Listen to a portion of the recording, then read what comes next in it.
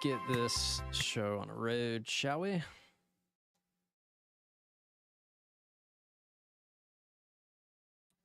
All right. Good evening. How was everybody's weekend? Y'all doing all right?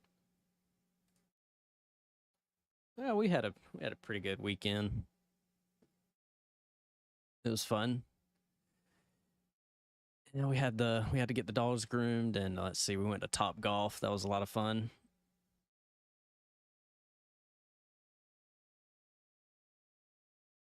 Yeah, it was pretty good. Not gonna lie. If you haven't gone to Top Golf, definitely give that a go. Make that a date night at some point. Found out too that Tuesdays they have half price at Top Golf on Tuesday, down here at least. So we might try to check that out at some point, just to go a little cheaper. Yeah, my wife was killing it with a 3-wood. She beat me in one game. She showed out. She played college softball, so she's pretty competitive. What's up, everybody? Hope everyone's had a good weekend. What's up, Shaman? Shroomy. What's going on, buddy? Jay Woods. Oh, Canada in the house. Rather, good to see you. Booze. Lots of familiar faces. Good to see y'all. Hope y'all are having a good weekend. I appreciate y'all coming in on Sunday evening to come hang out. What is the take on small cap market heading into this week? Yeah, we'll take a look at them. We'll take a look at the small craps. Yeah, everything for me this week is pretty much going to be based off of the main indexes for this week mainly. Sure, we can day trade individual names, of course, but it's going to be all about what these major indices are looking like. And you know, this week we got a pretty fun let's see, where did that go? Let me open this up. We got a pretty fun week ahead of ourselves. It's mainly going to be Wednesday we got the new home sales data. We got some good earnings from Lowe's, Dick's, Shaman's favorite, Cody. We also got the heavy hitter Nvidia with their earnings coming up Wednesday. This one's very anticipated. There's going to be a lot of eyes on Nvidia earnings Wednesday evening. It's going to be all about the guidance. For me, at least, it's going to be about the guidance. See how if they up it again, which they've already upped it before. So it kind of depends on how they've done and what kind of numbers they can put out. But also the big thing here this week is going to be Jackson Hole and what the Fed chairman Powell has to say on Friday. It starts on Thursday. Yeah, but the big thing is going to be on Friday. So if you are looking to take a day off on trading, Friday would be definitely the day to do that. So there could be some volatility, a lot of back and forth. You know, last Jackson Hole that came out last year, Powell came out swinging for the fences. So we'll have to see if that's the case again this year, or you know what they have to say going forward. So Jackson Hole, it's where a bunch of the big head honchos like to get together in Montana, I believe it's either Montana or Missouri. I think it's Montana. I think it's Montana, where they all get together and they get to talk about everybody else's money, so to speak. So that'll be important to keep an eye on, of course. So all eyes on Fed Chairman Powell on Friday. You got some. Yeah, we got the housing data on Wednesday. That'll be a big one. We got the weekly jobless claims on Thursday, and then sprinkle in those earnings reports. So yeah, a little bit of an interesting week ahead. But like I said, if you're looking for a day off next week, definitely take in on Friday. All right, looking at futures here real quick. Wyoming. Thank you, Carl. Thank you for the correction there. I sometimes I get those confused. Yeah, Jackson Hole, Wyoming. It's pretty up there. It really is. So ES futures inside day right now, of course, overnight session. So we can take a look at it. We've had 14 trading days, and only 3 of those trading days have been green. So there's been a lot of dominant selling pressure within the market. We've had the Fitch downgrades. They've been threatening to downgrade a lot of the financial institutions. As of lately, they haven't done it yet. They're just kind of toying with the idea. So yeah, there's a lot of, some kind of pressure there. And then of course you had, let's see, the overall news with the CPI and core CPI and all that kind of good stuff. So we are having to pay attention to all that inflationary data as it comes out. And yeah, just the overall pressure. Maybe the market is also what I call fang over. You've had Apple earnings was a little bit of a disappointment. Microsoft earnings, those are all out and taken care of.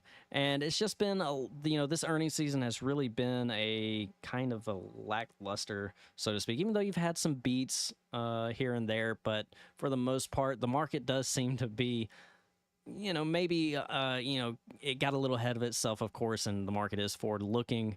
And just trying to resettle in, and we've kind of gotten this whole AI craze out of the picture. So now we're just kind of reevaluating, so to speak.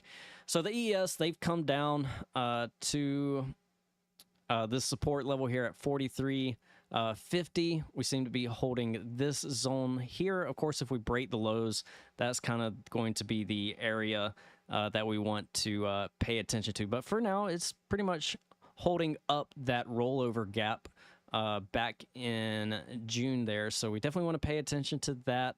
Now, as far as everything that I'm seeing, we still don't have a major catalyst up until maybe Jackson Hole. But of course, the big catalyst is going to be the next FOMC meeting, which isn't until September. That's when the possibility of either the pause in rate hikes or maybe another raise for now. But for now, the ultimate consensus is they're going to pause on the rate hike. So yeah, we got a while until that, but the overall picture of things is they still got to kind of take care of core inflation, and until that happens, the name of the game is, we might trade either sideways to lower. I'm kind of in the realm that we're going to kind of chop around. If we pull up the weekly chart here, you can see that the squeeze on the weekly chart has kind of ran its course here. We've had this nice 8 to 10 bar move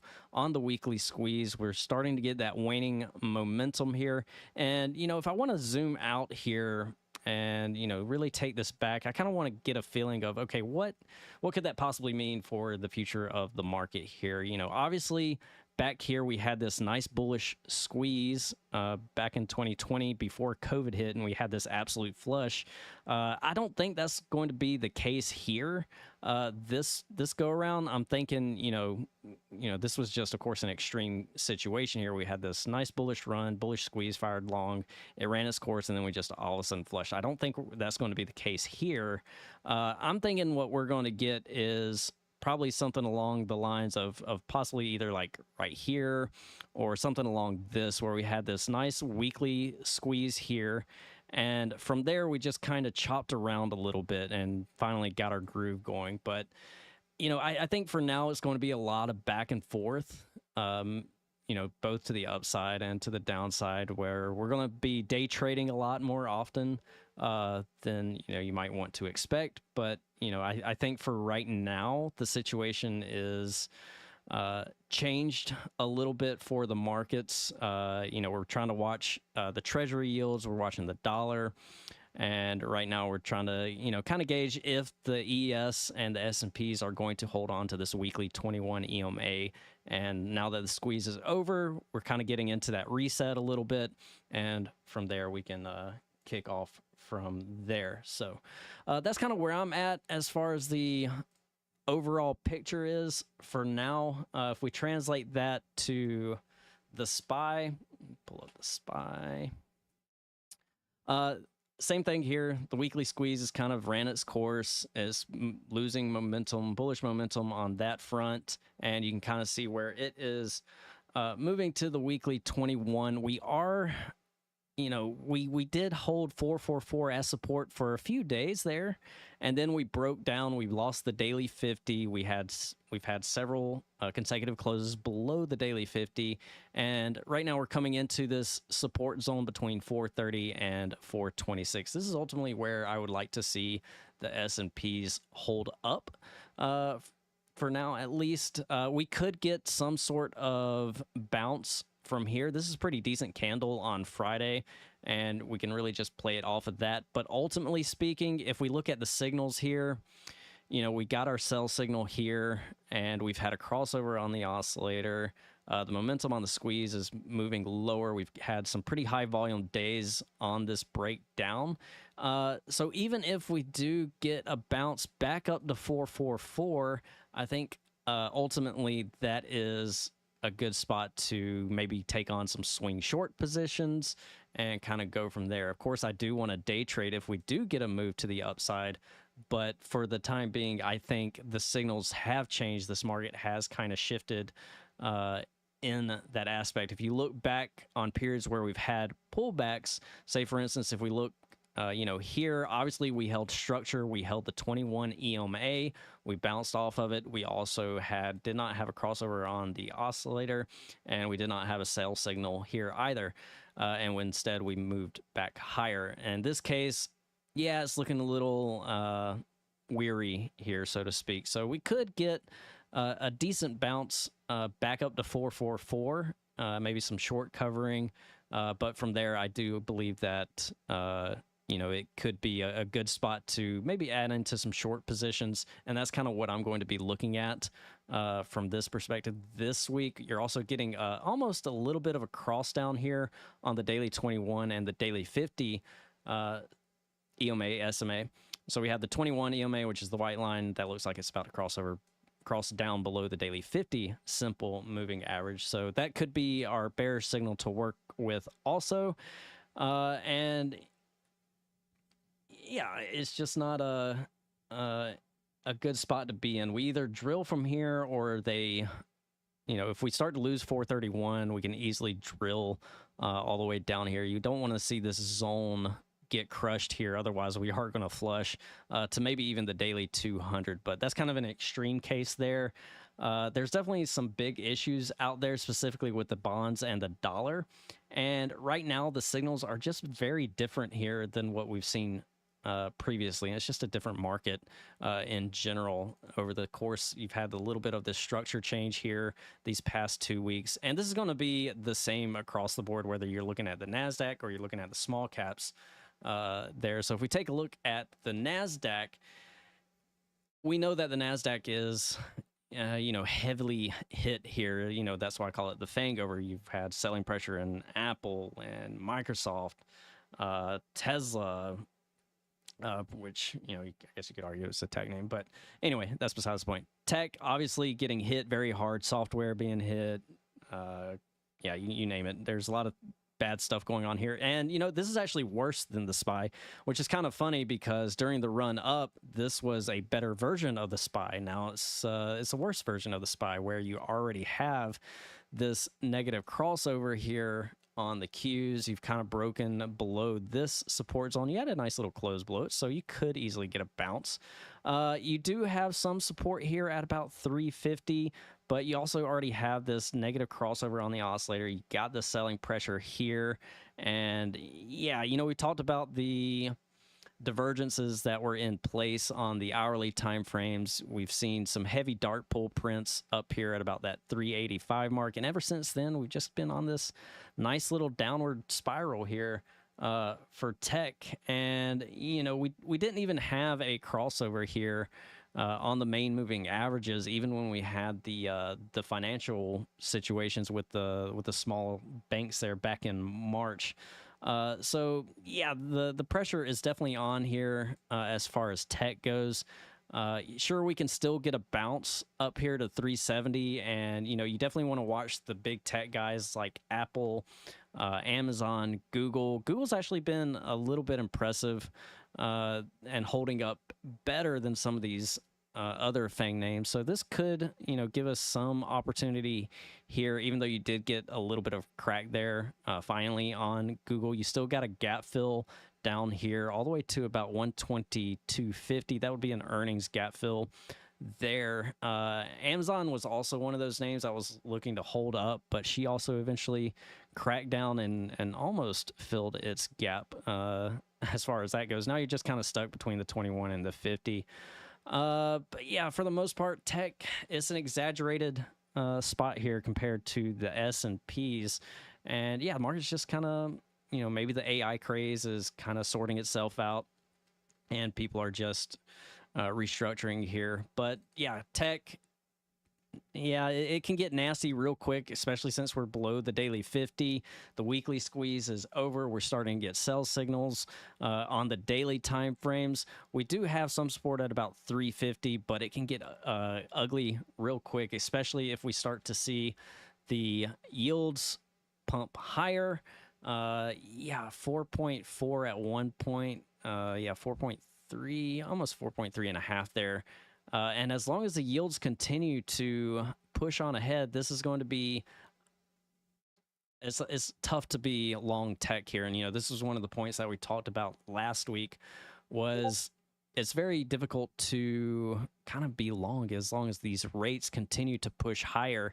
And as you can see, we've just kind of, we broke the trend line here. We hit 4.1. We came back to the daily 21 and we've pushed on, almost made a new high here at 4.3. And you can see that this is pretty much trending as far as everything else signals wise goes. You got the 21 above the 50, the 50's above the 200.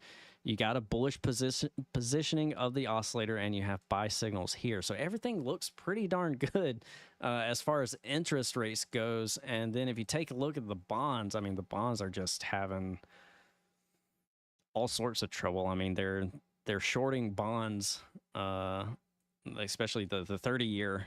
This thing just keeps getting drilled down. You do have some support that you're coming into here at about that 117 mark. So we could see a bounce around these levels here, which would be good in general. But as you can see, I mean, the 30-year bonds, they're just absolutely getting pummeled into oblivion here. So we are coming, the good news is that we are coming into some support, but if you look at the oscillator positioning, this is pretty bad. The squeeze here is still pretty bad. That is still firing negative. Sell signals are still intact here, and there's just no reprieve. Every time we get any kind of bounce on the hourly time frame, this thing just continues to roll over. Now, the interesting thing here is that you may have a possible divergence here. That could be something to pay attention to. So we'll see how that plays out. Of course, a divergence is just a divergence, but keep that in watch. And if you take a look at the dollar, if we want to take a look at the DXY here, yeah, the dollar is definitely an issue. And as you can see, we've come up to the daily 200, and look there, that's where we've kind of found resistance for the time being. And hang on, let me get ping, make sure. Okay. All right, so yeah, the dollar, we've come up to the daily 200. We've tried to close above it. And yeah, this is going to be the key thing to kind of be on watch for. Now, it makes sense for us to kind of reject here and move lower. This, though, would create a higher low.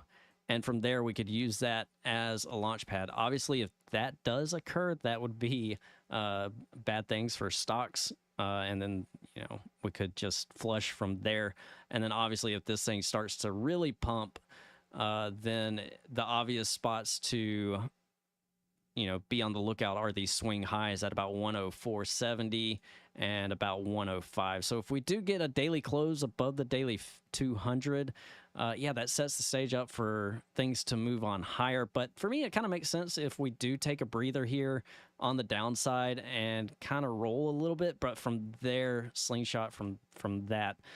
You do have, decent positioning here. You're still in a buy cycle on the thrust. So all in all, yeah, the dollar's a little bit of an interesting story here, and we definitely need to be paying close attention to it. alongside of our market internal. So if there's anything that you want to pay attention to, definitely keep a close eye on the US dollar. If we look at the small caps, NASCAR, like I said, we were getting there. I apologize. We finally got there.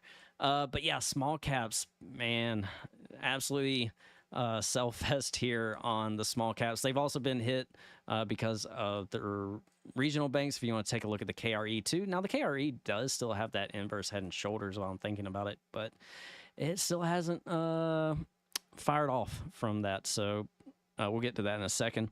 But as far as the IWM, what's interesting here, we've had, this possible double top situation here.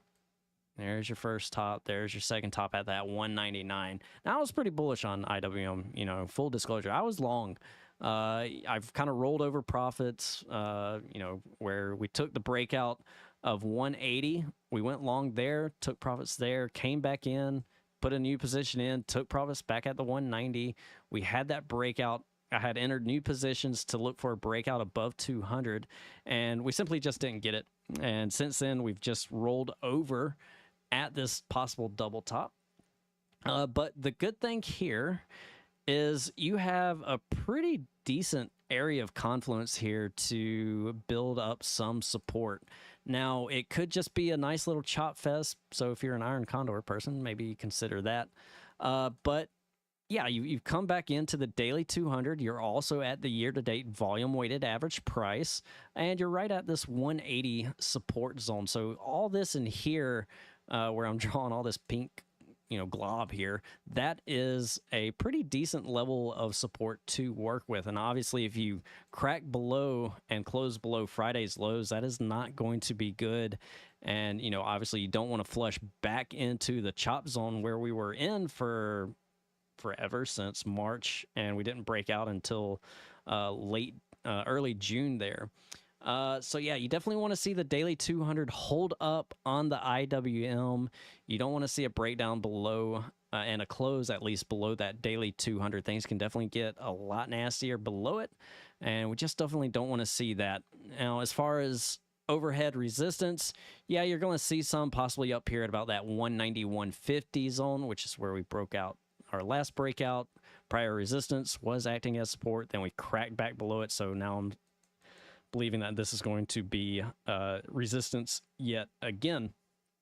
So that is definitely something to consider. If we do get a bounce, look for that 190-150 to act as resistance, and we could just either move lower or just kind of do what I kind of think that we're going to do for the next several weeks, and that is to chop around, which, means day trading is going to be your friend here, and also possibly the idea of swing shorts. I think inevitably, if we have this interesting move on the dollar and on the S&Ps, I think it's a pretty interesting spot to maybe try out some swing short positions. And you can do that through the main index, which is probably what I'm going to be doing.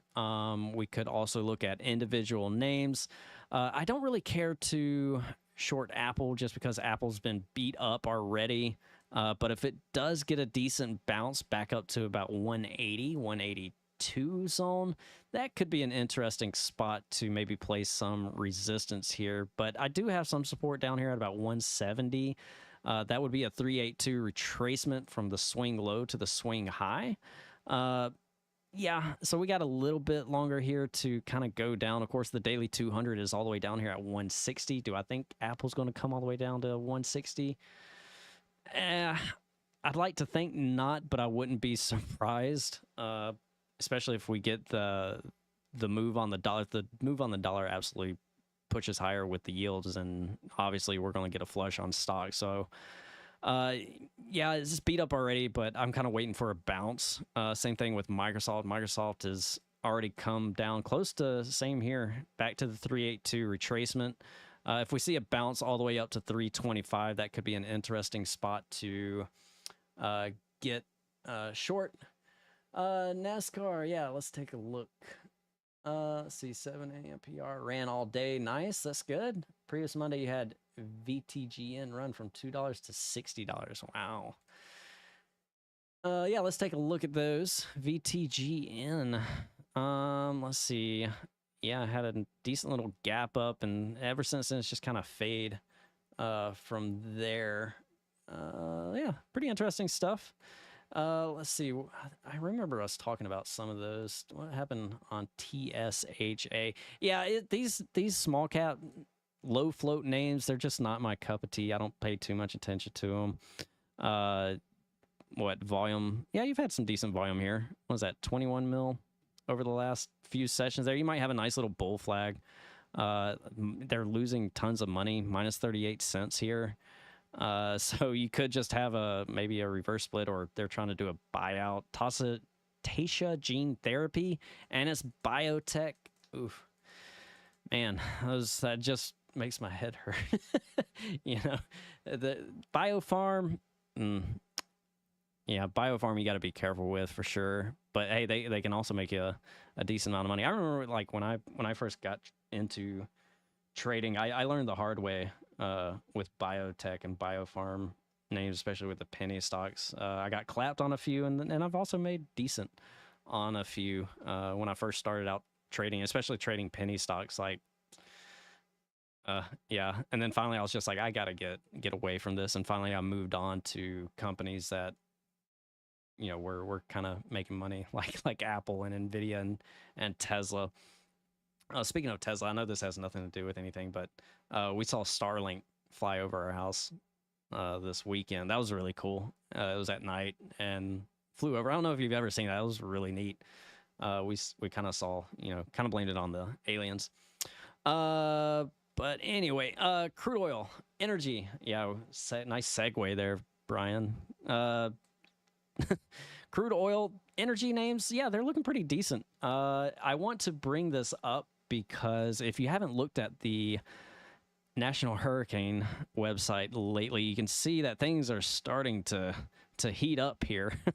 So we have a disturbance here, 70% chance of a cyclone, and this is already in the Gulf. In the Gulf right now, if you look at the temperatures in the Gulf, they're like 80 degrees already, so they're already pretty darn warm. August has been very hot here. You have a 70% chance of this thing already forming, and which way I haven't looked at the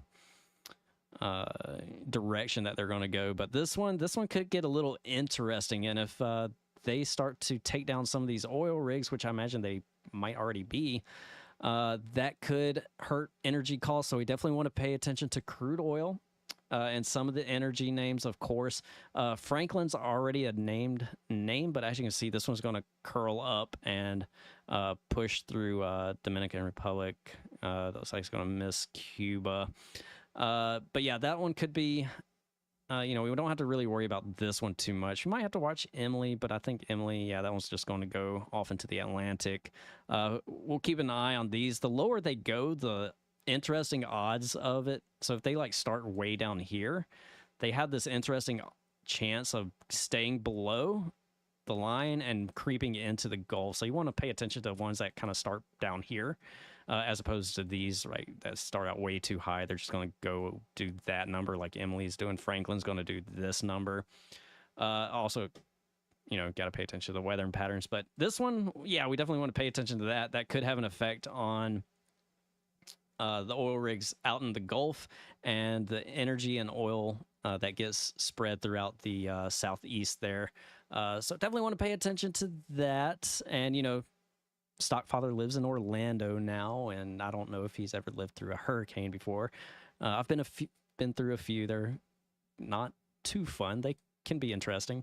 But yeah, if you want to take that into account, yeah, we definitely want to watch crude oil. We want to watch the energy sector. And if you look at the energy sector, it's got a nice structure to it. We got the 21 crossing above the 50. You got a fresh daily squeeze on it. You're holding trend. Yeah, Rather, I don't know if you're still in longs on the energy sector, but this one looks pretty interesting. I might have to pick up some possible swings here. I also want to pay attention to names such as Generac. Still in, he says. So there you go. Not Yeah, Generac. Now this is a beat up name. They produce generators. And we also got the Hurricane Hillary over here in California that is, you know, kind of wreaking havoc on Southern California, which, you know, that's only like a tropical storm at this point, but you got some flooding going on and stuff like that. So, you know, we'll see if Generac has any kind of move to the upside. You may have this interesting inverse head and shoulders, kind of tight, but we'll see if it can break above. Obviously, the structure on here is kind of damaged, and you know, you have your stops down here at about that 105 mark, if that's something that we try to get in. But obviously, if we get a close above the daily 200, that would be ideal here. And especially if, you know, things are going to be heating up in the Gulf, that's something that we pay attention to because these generators get balled up like wildfire. And it's just a seasonal name to play out there if you're looking for an interesting shot on how to play, you know, these hurricanes other than through crude oil. Now, if we're looking at energy names, MPC is definitely my favorite name out there. This has had an explosive move to fresh highs, clear breakout. You know, we played this back when it was at 122. We got extended and we hit our targets, so we got out, and we haven't had a decent pullback since then. This thing's just been absolutely ripping to the upside. So we'll definitely have to pay attention to MPC. Marathon is a pretty big name down here, especially in the South. So we'll have to pay attention to Marathon. Obviously, there's a whole bunch of names you can take a look at. Chevron's another good one. That one's kind of sideways. PSX, not too bad. PSX is another good one that we could possibly have a look at for a possible swing. And of course, you have, you know, Warren Buffett's little breadwinner there, Oxy, which, man, this thing looked like it was going to roll over, and it just keeps fighting and fighting and fighting. And it's got a nice little dividend. I wonder how much money Mr. Warren Buffett there is going to make off of Oxy when that dividend gets paid out, if anybody wants to calculate that. But all right, yeah, energy looks pretty good. MPC, Oxy, those look all right. PSX, not too bad. Let's see, there was another one I think that was on. Yeah, we could look at ZOM. ExxonMobil, not too bad. Needs to clear 113.15, and that'll be good. But, you know, not too bad. Still trying to fight with this daily 200. I definitely like MPC. That one seems to be the cleanest of them all. I haven't looked at Valero in a hot minute. Yeah, Valero's not too bad either. Kind of just looks like XLE. Or you could just play the XLE. Why not, right? Johnny Poole says, Power Quanta Services, PWR. Yeah, look at that. Look at this thing. Jeez. You've moved from, wow, this thing used to be trading at $20 and is now at a stunning 204, 206 with the high. This thing is absolutely insane, Johnny. Man, look at that. That weekly chart is absolutely insane. Yeah, do I want to buy it here? No. No. I mean, you got this nice little high compression squeeze, and high compression squeezes, they're not my favorite. That's when the Bollinger Bands are really tight within the Keltner channels, and that's when you get these crazy moves, and they're pretty unpredictable. So I definitely want to kind of leave this one alone, especially since this is at +3 ATR on the weekly time frame. Yeah, a pullback to like 185 could be good, but you know, that would put you back here. And yeah, you got, as long as you hold, what is that, 195, you're fine. But as soon as you start to break the daily 50, man, you gotta be careful there, because this thing can easily flush and people will take profit. And you haven't really built up too much support. You haven't really built up a base. It's just been really dynamic as you've ran higher. You've just gone through this upward channel. So yeah, Power, yeah, a lifetime high name. It's just been absolutely killer. You know, this breakout probably would have been the best bet, where you had this nice squeeze here. Nice squeeze, and then you've launched off of that. So that probably was the opportunity to buy here. Now, you do got a new squeeze here. You don't have a divergence, so that's good. Let's see. Let me look at this hourly real quick. Zoom out on that. Let me change the time frame here. 30 days. I just want to make sure we're not running into any divergences here. Nope, that looks fine. Yeah, you're just very sideways. It could go either way. So if you do happen to break 206 to lifetime highs, yeah, I mean, you're looking for possibly 215, 210, 210, 215. Looks pretty good. You can also just run your fibs here. Let's see if you run it from wrong way. Sorry about that. Let's see. You can do it from here to here. What is that? Yeah, 215. That would be it. That thing's a beast, man. So yeah, if you get that breakout above 206.43, look for 215 on that move for sure. Nice name, very strong. Holy crap. Those are one of those names that, you know, sometimes you got to be looking out for those sneaky names. They just absolutely run for it, run for the hills and just go. All right, so yeah, we talked about the individual indexes. We've talked about the rates. We've talked about the dollar. And like I said, most of everything that I'm going to be looking at is just going to be based off of the main indexes. Sure, we can day trade some of these individual names. I'm going to write down power, just kind of keep an eye on it, see what happens, because that's kind of fun. If you're looking for strength out there, there's some interesting ones. You got Lilly. You know, this has had earnings, and you've gapped up. You were trading at 453, and you made a high of 552. So this thing's been absolutely powerful. So if you're looking for relative strength, check out LLY. Maybe keep an eye on Visa as well. This thing's holding up somewhat decent. It's kind of stuck between the 21 and the 50. The only thing you really got to worry about here is you got that high compression squeeze that we talked about. Sometimes that can be a little unpredictable, and you know, maybe things are getting a little tight here, so maybe pay attention to that as things continue to shift here. Definitely want to pay attention to those energy names. There's Oracle has been pretty strong these past few days. Yeah, if you get a nice little break above 118.50, that could set the stage up towards 121. Definitely like that. Schlumberger, this is also a pretty interesting name out there. It's a little bit of a slow mover, but you do have a daily squeeze working here. My only concern here with Schlumberger is you got that hourly divergence. See how price made a higher high? Here's your high. Here's your other high. The indicator on the oscillator has made a lower high. So here's your high based on this high, and here's your lower high based on this high. So this could possibly actually roll over. So I probably won't be paying attention to Schlumberger just based off of that. And we've seen this play out on the key indexes. SPY had this. A lot of the indices had this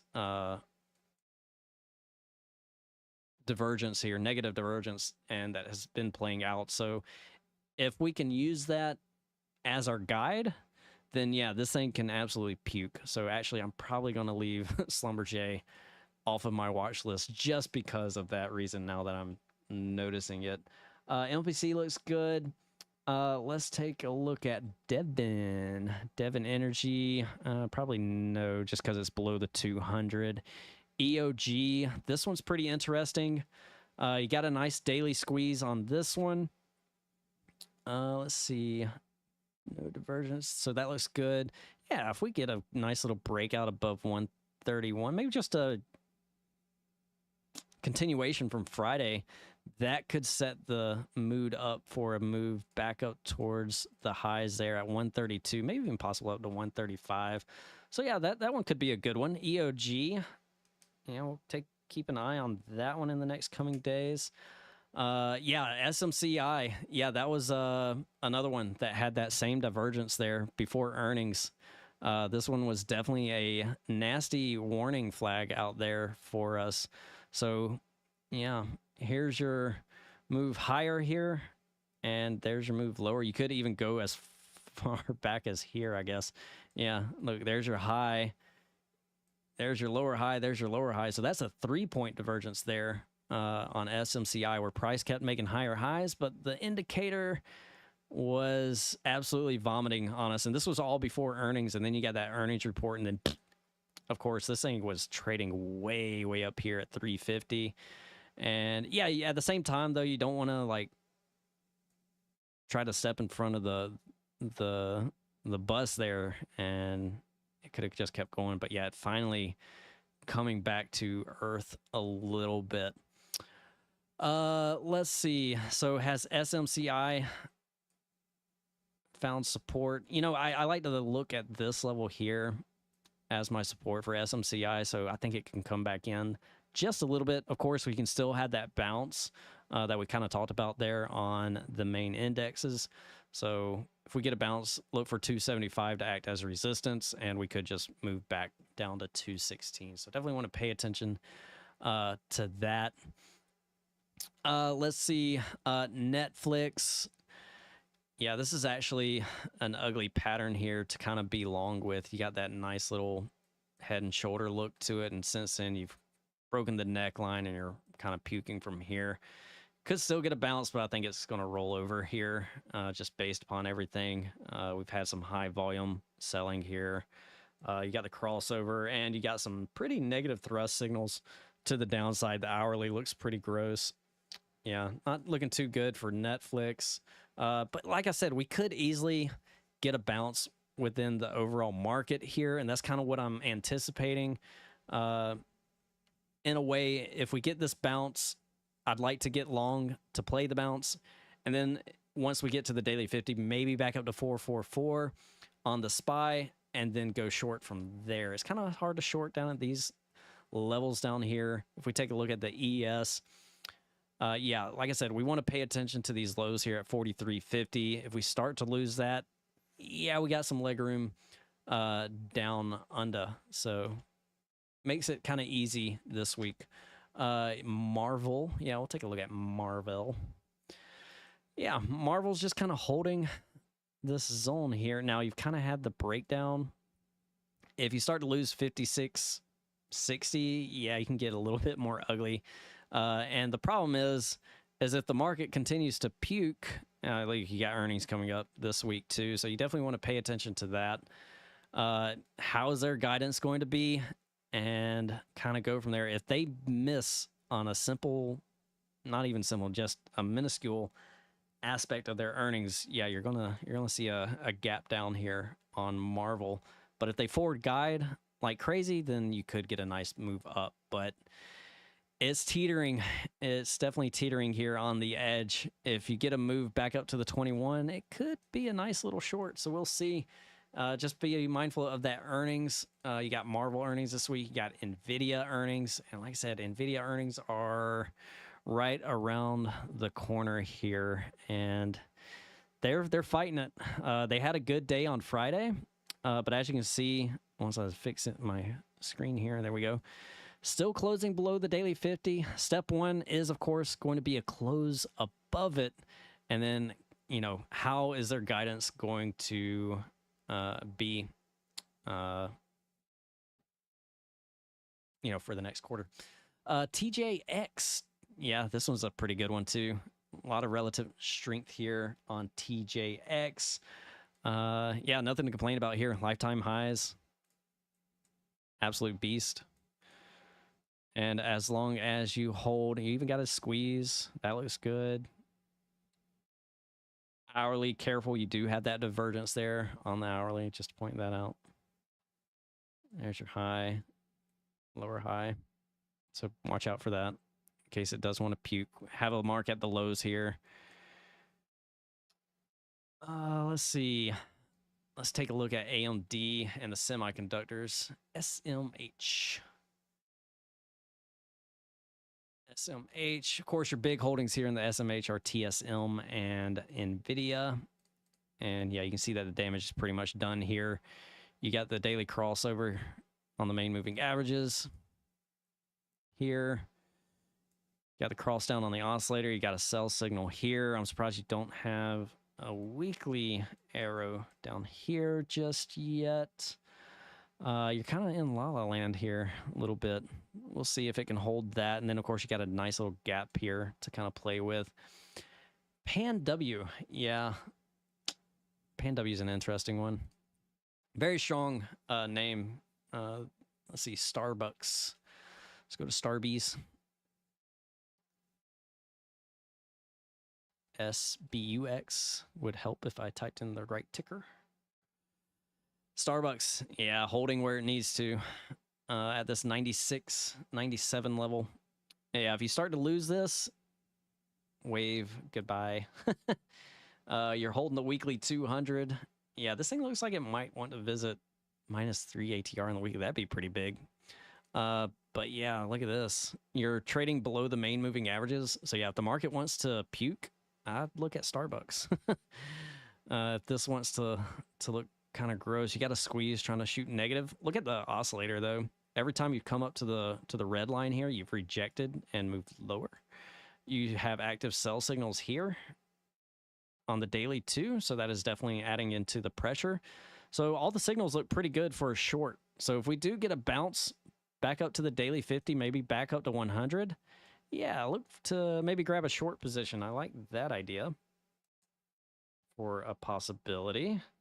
That looks pretty good to me. Starbucks, that'll be on the short list for me. Nice look.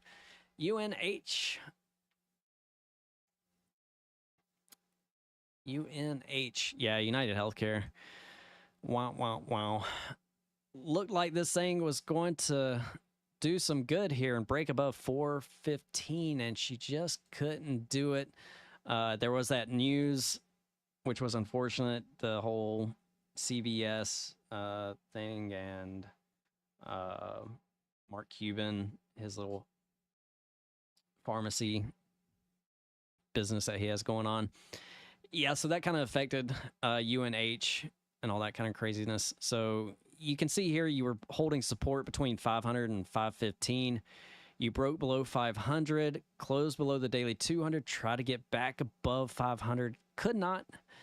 Now, if it resets and we get back up to these levels, I'd be willing to try again. I got stopped out of my position here because I was looking for the breakout based upon the squeeze, the positioning of the oscillator, and we had an active buy signal last week there too. But of course, with that news and the gap down, that signal got reversed. So we had to respect that signal and we stopped out of it. So unfortunately, just kind of comes with the market and we had to accept that loss. But yeah, if it can reset back up, I would love to try to take another stab at this and go on through. You are short now on UNH. So are you worried that it's above the 200? Not too really, not much. Now you could have used that as a possible stop, but I think if you wanted to be, if you need a big stop, 515 is a big level. Of course, that's, another 15 points higher. I would kind of use this 550 level here where prior support could act as resistance. So if you get back above this and close in it, I'd probably hop out of the short. I would probably look out on that. Yeah, I would stop out at that 550 on a daily close for me then, because prior support is now acting as new resistance. And yeah, that's unfortunate because this was a pretty good setup. All right, let's see. What was the other one? MasterCard. I think I read that right. MA MasterCard. Yeah, now Visa looks pretty decent. Let's see what MasterCard is up to. Yeah, not too bad. Daily squeeze. A little bit trouble here. You actually got that. Not quite, do you? Got a little bit of divergence there on the daily. So if you get that breakdown below the daily 50, it's kind of game over. You're not going to see that high on MasterCard if this divergence plays out. But you do have the daily squeeze. Don't have a sell signal just yet. So I'd imagine we get one if we do get a close below the daily 50.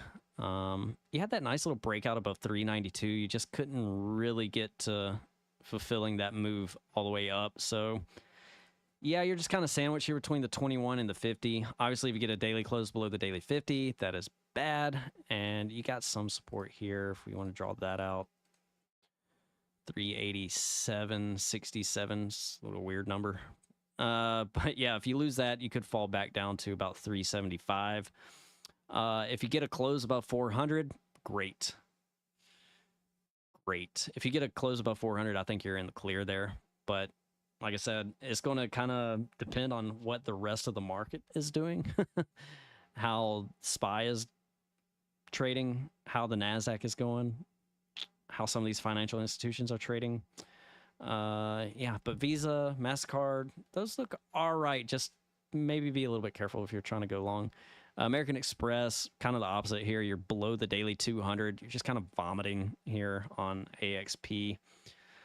Let's see. I saw someone said they are short XLRE. I think that's an interesting play considering the whole commercial real estate situation going on. Check out Mulan. No. It's going to die, Mulan. Yeah, XLRE. Yeah, not a fun sector to be in at all. You're trading below the main moving averages. Now, you could easily just have a stop above this zone here, about that 37.50, 38 level. You got a lot of confluence there where the main moving averages are, as well as the year-to-date VWAP. And you also got that price level too, right about that 37.50 level. So if you're in XLRE short, yeah, stop above that. Of course, you could get a bounce, but I think ultimately you kind of roll over from there. That's my main theory there, main thesis. All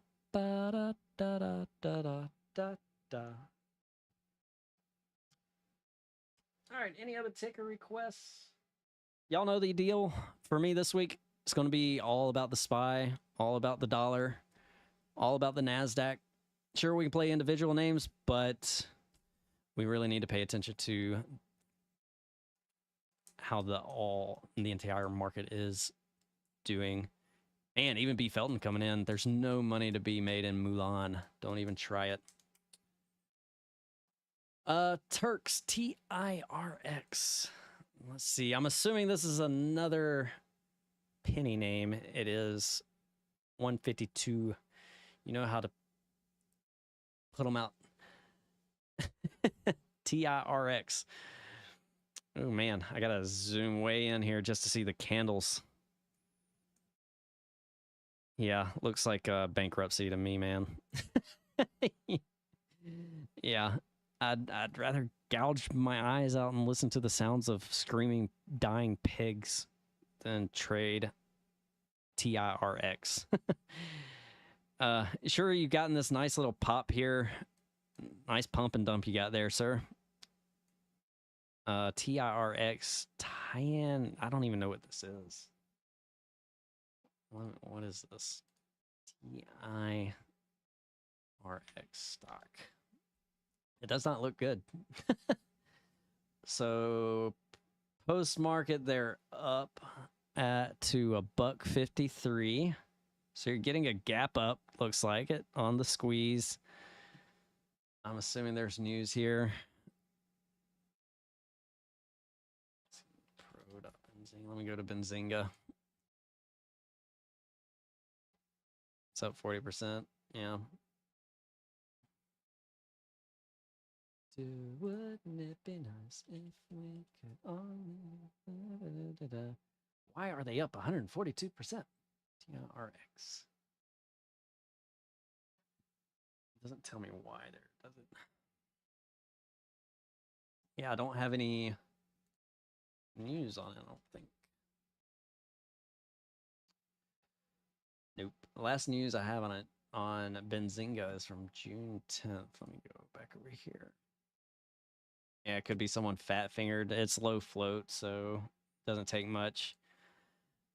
Yeah. I mean, if you have luck on these, man, Good job. It's your cup of tea. It's your bread and butter. I simply can't play these, man. I can't. There's no rhyme or reason for the pops, and it's just it looks like death to me. So if you're playing them, I hope you're doing well, and I hope you're, you know, not putting a whole lot into them at least, and only playing with what you're okay to possibly lose, because this looks like bankruptcy to me. Sure, you got support down here at $1, and you got dynamic resistance here at 182, which would be the daily 200. This looks messy. Yeah. I'm not touching it.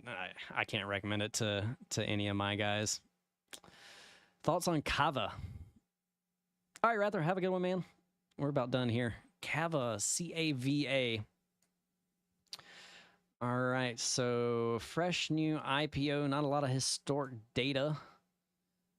My rule on IPOs is you can be bullish if you are above the IPO high, bearish below the IPO low. You're kind of in between here. They had earnings. I would let you do your due diligence on that aspect. But for me, I don't have too much to go off of, and my signals aren't there just because it's so new. But my rule is you can be bullish above the IPO high, which would be 47.90. That looks good to me, but I can't really touch it just because I don't have much historical data here. And it looks like you're just in the middle of whatever range it's created, 36, 45, and 58. Yeah. And you're below the 21. You could probably add in some faster moving averages to see where you're at. But yeah, do your due diligence there. From the technical standpoint, you don't have much to go off of. We could look at the hourly. You got some signals here, some sell signals, oscillators, crossed over bearish. Let's see, that was fine. That was fine. Let's zoom into a 30-minute. 30-minute. Let me pull this out some. All right. Yeah, that looks, yeah, you're still, until we get a new buy signal here on the smaller time frames, maybe even a 15-minute, which you might already have, but you're kind of busted on the 1 hour. So I'd wait for a 1 hour signal, and it's going to be hard to kind of recover. I mean, you could see a pop, but I think it's a short, just because the main moving averages, you see how swiftly they're starting to move down. Even the 200 is starting to get that curl to it. Yeah, it doesn't look fun to be long at the time being. Jeppy, everybody's favorite now. Jeppy's interesting. Chris has done a ton of due diligence on this one. As far as Jeppy goes, it's kind of a headache. It's a income ETF. So if you're like in your 60s or whatever, this is probably a name to be interested in. They pay a high dividend. And it's proven to be, you know, somewhat sustainable. It's interesting, but it's an income-driven dividend name. So you kind of want to balance that, weigh out the pros and cons of having this, and in what style of account that you hold this in. So you might need to talk to a tax professional and make sure this name is something that is right for you and for the taxes that you're going to deal with from something like this, depending on the account that you have Jeppy in. Like I said, Chris has done a lot of due diligence. You'll have to go look at his write-ups and all that. Now, I kind of dabbled in it, and then I simply took out because my money was better elsewhere, and I didn't see a purpose for this in my personal accounts, so I just got rid of it. I didn't hold it for too long, and I didn't even get to do it. I just did more research into it and just made the decision, this is not for me. This is not what I want to be in, so I just simply got out, and I don't even look at it anymore because it just doesn't fit me, I'm young. I don't need to be in an income dividend name. So Jeppy, do your due diligence on this. Look at the research that Chris has made and put out on Jeppy and see if it's right for you. Personally, for me, it's not for me. My money's better allocated elsewhere. I'd rather have it in, higher risk names because I can take on that risk. I put in a few $100 into VOO last week. I'd rather put my money towards VOO instead of Jeppy. Plus, it's still a little uncertain how this is going to perform. Now, theoretically, this will perform somewhat decent in a bear market, but we're not in a bear market. We're in more of a sideways. So maybe slightly lower. We'll see. I guess it'll kind of, I'm curious to see, if there is like some kind of black swan event, see how this kind of reacts to it in a way. Yeah, there's a lot of questions here on Jeppy. I don't want to it's making my head hurt just thinking about it. So yeah, definitely do what's best for you here. If you're looking for a technical analysis standpoint, there's really not much I can do for you here. It's sideways, and it's going to pay out a nice dividend at some point, and then you're gonna have to pay taxes on it. So do what you need to do there. All right. On that note, let's review SPY. You could easily have a bounce.